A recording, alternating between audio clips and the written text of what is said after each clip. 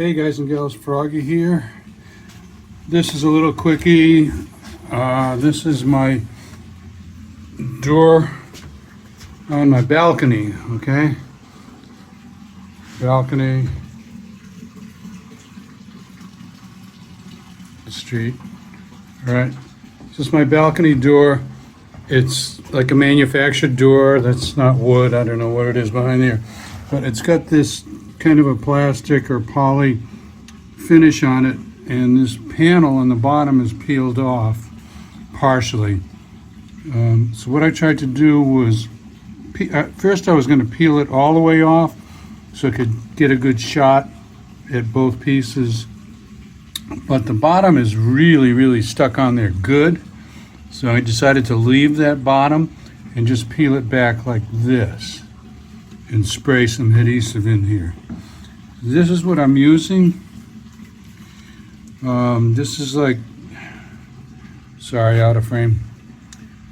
It's actually headliner and fabric adhesive. It's very strong. A headliner is the thing above your head when you're sitting in your car. It's a fabric that gets bonded to whatever material is underneath there to make it look pretty. Because your car often is parked out in the sun and the rain and everything else, it has to be a very strong adhesive. Otherwise, it's going to let go. You know, if it was just like Elmer's glue, it's not going to last, and your headliner will fall down on your head. So this is really good stuff, basically. It has to be applied to both surfaces.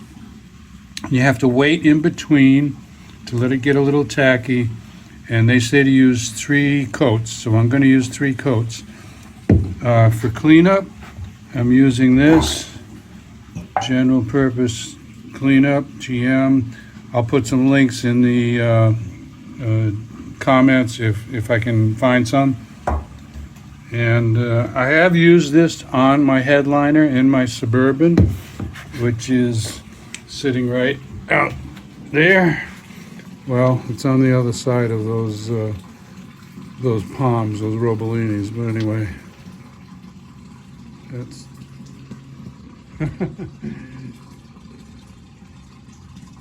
yeah, that's my Suburban sitting out there.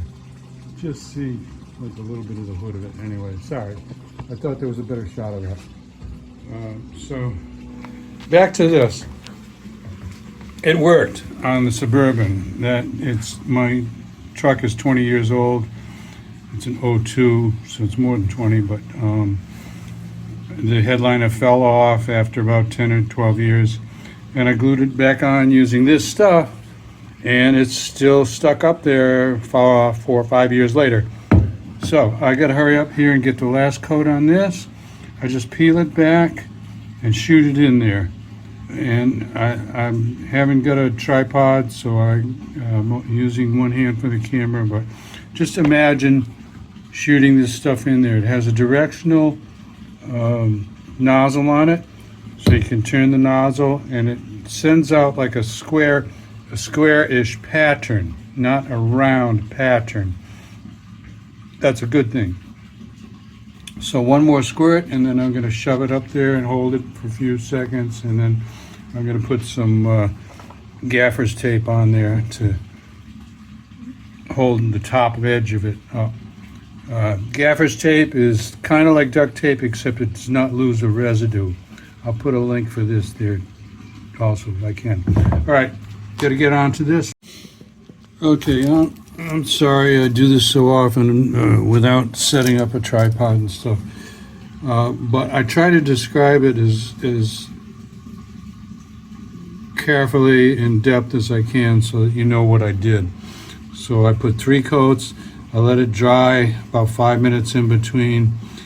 I shoved it up there when it was tacky, and I put some gaffer's tape on just so this edge right here, this is, that's the important edge.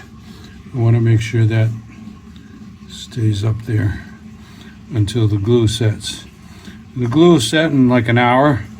I'll probably leave this tape on overnight and take it off tomorrow before it gets too stuck on there. And when you take it off, peel it carefully. Don't peel it this way, like you're peeling this material off. Peel it that way so that you're not putting any strain on that new glue joint.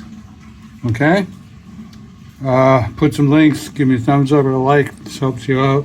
Subscribe to my channel if you want more from Froggy. Ring the bell if you want some notifications, right? Be safe, have fun. Let's see. Nice day.